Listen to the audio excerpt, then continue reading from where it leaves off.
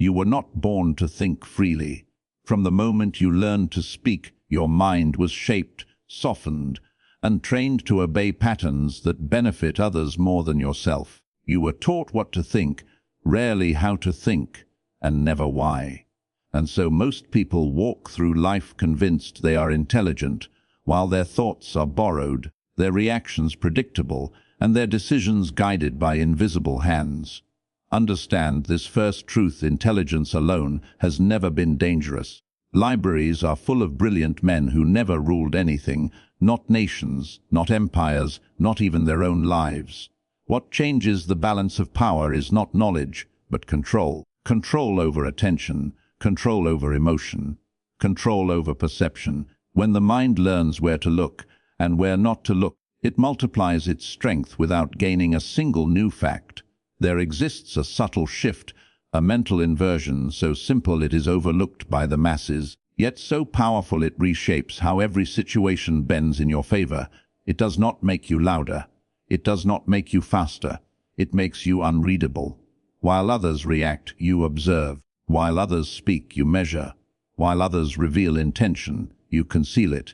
And in that silence, your mind sharpens, calculating not just outcomes, but leverage. This is why the most influential figures in history were never the most vocal, nor the most visibly intelligent. They understood that the mind grows stronger when it stops seeking approval and starts seeking advantage. They trained themselves to see human behavior not as morality, but as pattern, not as emotion, but as opportunity.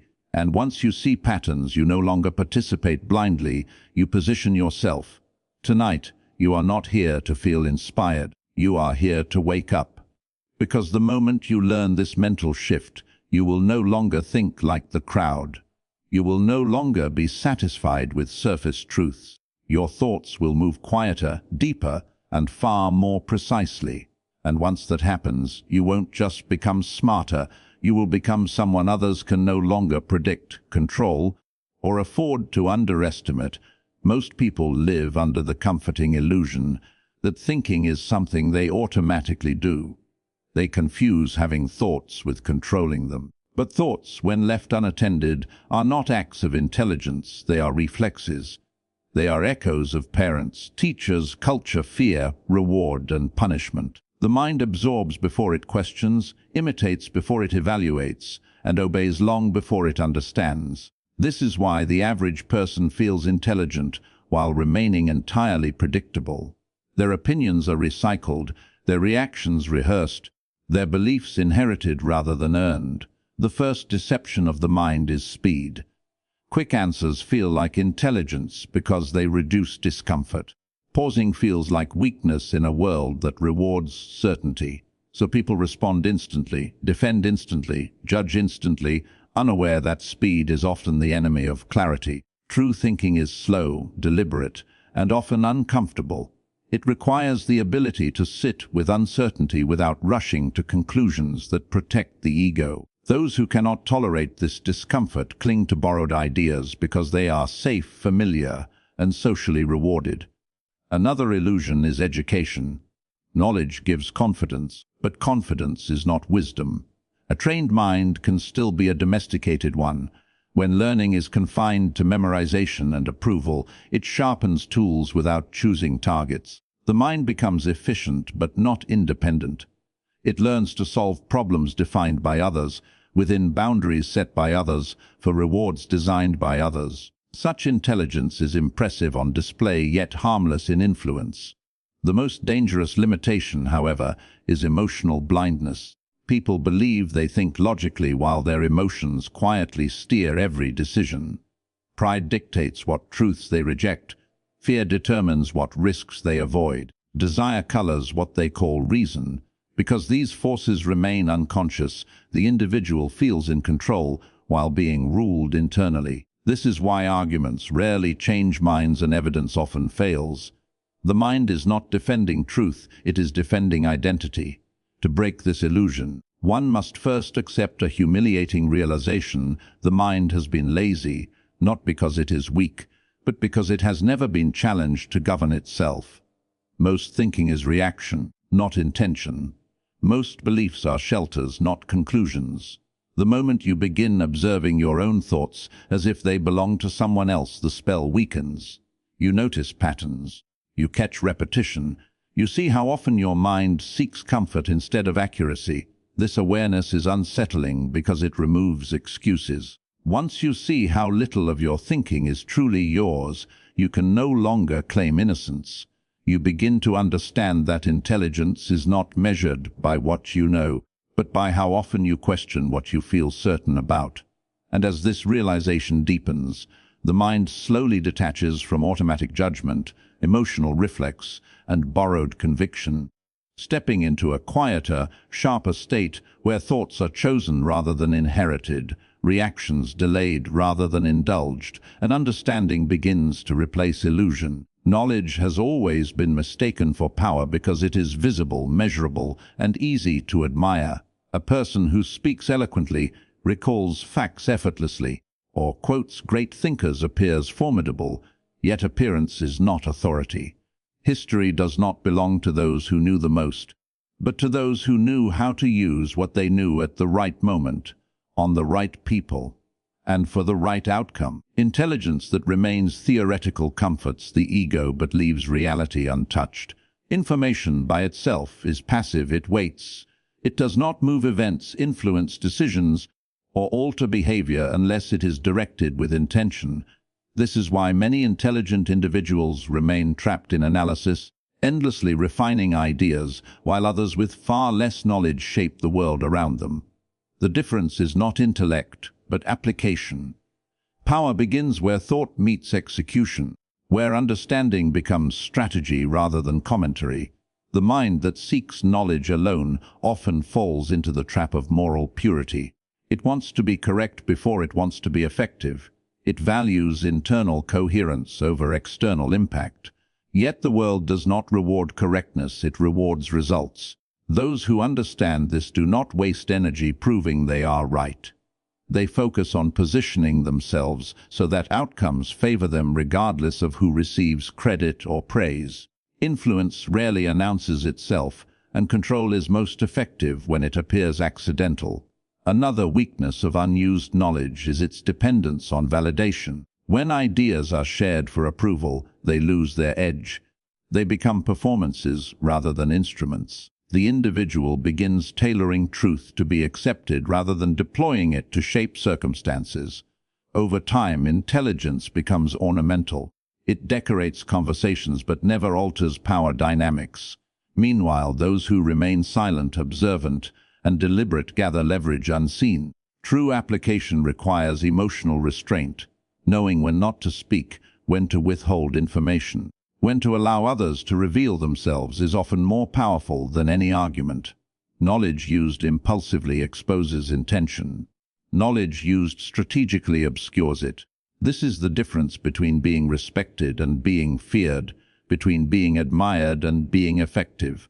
The former satisfies pride, the latter reshapes environments. There is also a brutal reality most avoid. Applied intelligence is immoral by necessity. It does not ask whether an action feels virtuous, but whether it works. This does not mean cruelty, it means clarity. Sentiment clouds judgment when power is at stake. Those who hesitate to act because they wish to appear good often surrender control to those who act without hesitation. The world is not governed by ideals, but by decisions. To understand this is to accept a heavier responsibility. Once you realize that intelligence gains weight only through action, inaction becomes a choice with consequences. Every moment of hesitation strengthens someone else's position. Every unused insight becomes an advantage for another mind less restrained by doubt. And so intelligence reaches its highest form, not when it accumulates more knowledge, but when it learns to move quietly, decisively, and effectively through the structures of reality, shaping outcomes without seeking recognition, wielding understanding as leverage rather than display. Reality, as most people experience it, is not an objective landscape, but a carefully filtered one. The mind does not perceive the world directly, it interprets it through beliefs, expectations, fears, and desires. This is why two individuals can witness the same event and walk away with entirely different conclusions. The difference is not intelligence, but perception. Whoever learns to shape perception, first their own, then others, gains influence without resistance. The mind instinctively seeks meaning before truth. It wants coherence, not accuracy.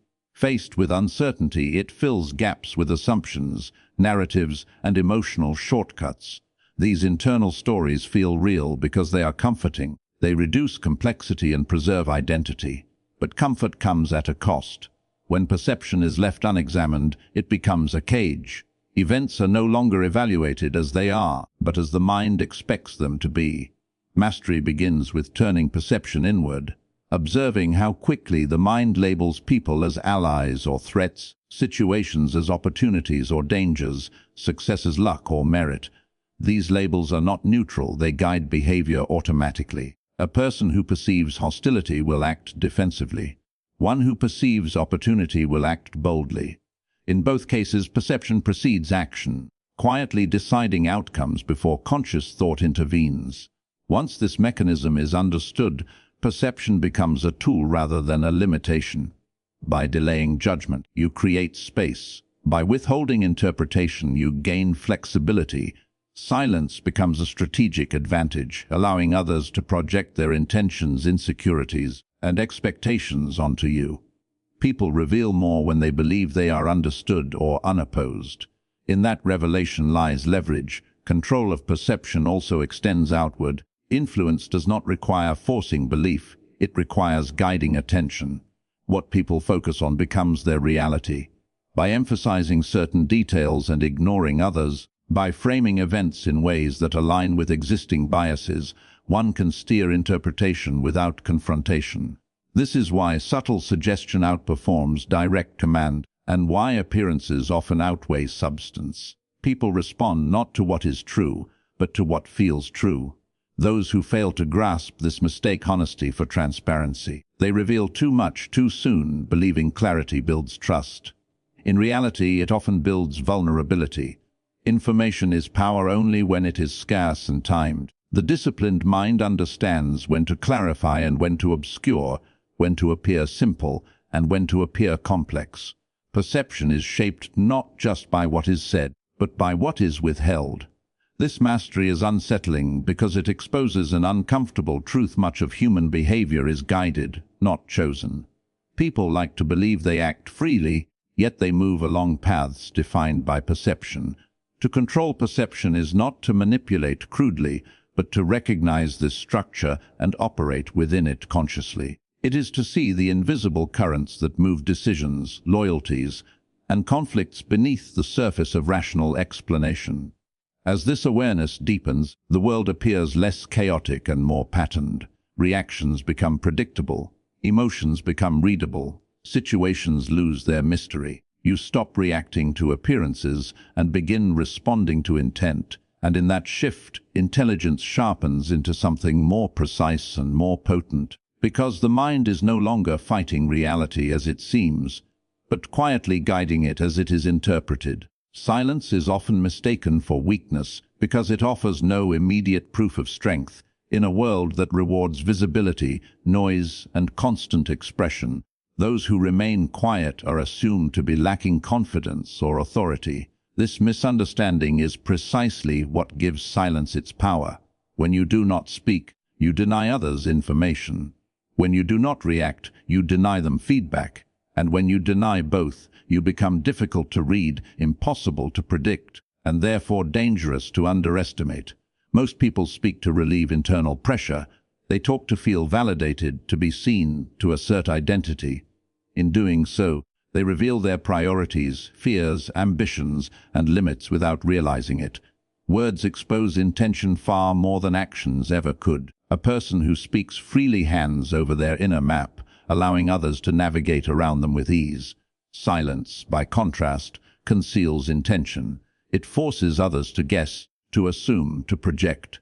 And projections are rarely accurate. Strategic silence is not the absence of thought, but its discipline. It allows the mind to collect data instead of broadcasting opinion. When others speak, they reveal not only what they know, but what they want, what they fear, and where they are insecure. Every unnecessary word spoken by another person is an advantage gained by the silent observer. This is how awareness accumulates quietly, without effort, while others exhaust themselves explaining who they are. There is also a psychological imbalance created by silence. Humans are uncomfortable with uncertainty. When faced with someone who offers no emotional cues, no immediate response, no verbal confirmation, the mind rushes to fill the gap. People speak more, justify more, reveal more. Silence pulls information toward itself. It creates gravity. This is why interrogations rely less on pressure and more on pauses. The need to resolve discomfort drives confession more effectively than confrontation. Silence also protects power. Words, once released, cannot be retrieved. They can be quoted, distorted, remembered, and used. The more you speak, the more surface area you expose to attack. Silence minimizes vulnerability. It allows you to act without explaining, to change direction without defending, to observe outcomes without committing identity. Those who feel compelled to explain every move are often seeking approval rather than control. In conflict, silence frustrates opponents because it denies them the reaction they seek. Anger fades when it finds no resistance. Provocation loses meaning when it draws no response. The silent individual maintains emotional distance, preserving clarity while others burn energy.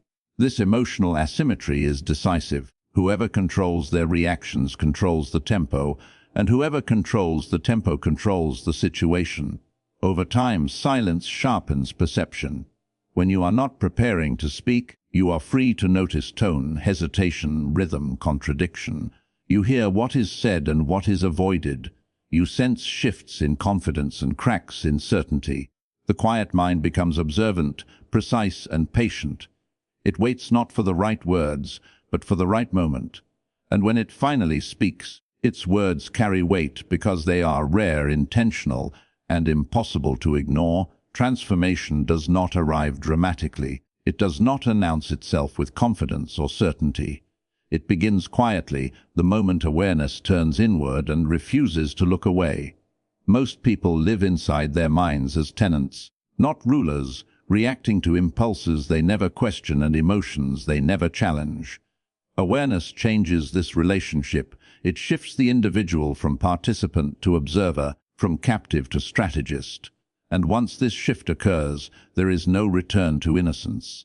Awareness is disruptive because it dismantles comforting illusions. It exposes how often decisions are driven by fear disguised as logic, by desire disguised as ambition, by habit disguised as personality.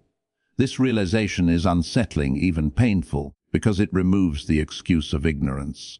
Once you see the mechanisms shaping your behavior, you can no longer pretend you are powerless. Responsibility replaces comfort, and with responsibility comes a new kind of strength. This is why true awareness feels isolating at first. As perception sharpens, conformity becomes visible. You notice patterns in speech, predictable reactions, collective emotions moving through groups like currents. What once felt normal now feels scripted. Conversations repeat themselves. Opinions cluster. Outrage follows cycles. And you realize that most people are not choosing their thoughts, they are inheriting them. This awareness creates distance, not out of arrogance, but clarity. With clarity comes restraint.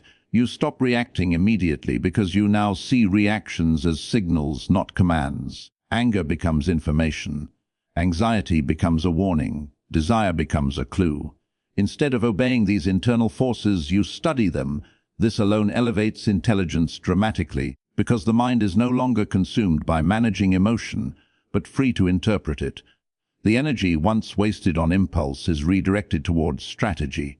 Awareness also reveals leverage. When you understand how emotions drive behavior, you begin to anticipate outcomes before they unfold.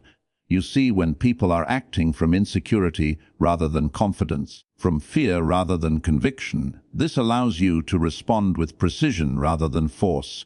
Influence becomes subtle. You no longer need to dominate situations, you guide them. You no longer argue, you position. Power becomes efficient. This transformation alters how you move through the world. You speak less but with intention. You listen more, but selectively. You act without announcing and observe without attachment. Success no longer requires validation because awareness has replaced the need for external confirmation.